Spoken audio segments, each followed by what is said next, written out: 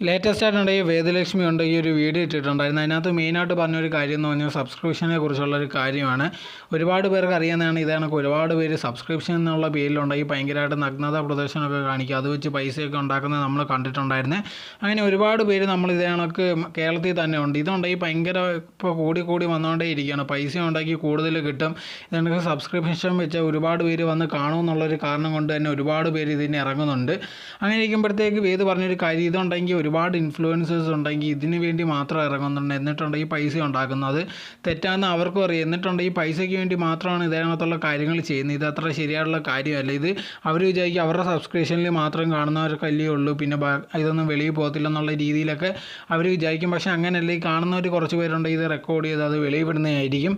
അതുകൊണ്ട് ഈ സാധാരണക്കാരിൽ എത്താനുള്ള സാധ്യത വളരെയധികം കൂടുതലാണ്. ഇങ്ങനത്തെ ഉള്ളൊരു ഉത്തരവാദിത്വം ഇല്ലാതാണ് ആൾക്കാരുണ്ടെങ്കിൽ ഒരുപാട് കാര്യങ്ങൾ ചെയ്തുകൊണ്ടേ ഇരിക്കുന്നത്. അത് പറഞ്ഞിട്ട് അവർക്ക് മനസ്സിലായ പോലും ഉണ്ടെങ്കിൽ പൈസയ്ക്ക് വേണ്ടി പിന്നെയും ഇത് കണക്കത്തുള്ള കാര്യങ്ങൾ ചെയ്യണം. ഇങ്ങനത്തുള്ള കാര്യങ്ങൾ ആരെങ്കിലും ചെയ്തു കഴിഞ്ഞാലോ അത് തീർച്ചയായിട്ടും തെറ്റാന്ന് പറഞ്ഞ് മനസ്സിലാക്കണമെന്നുള്ള രീതിയിലായിരുന്നു വേദ് പറഞ്ഞിട്ടുണ്ടായിരുന്നത്.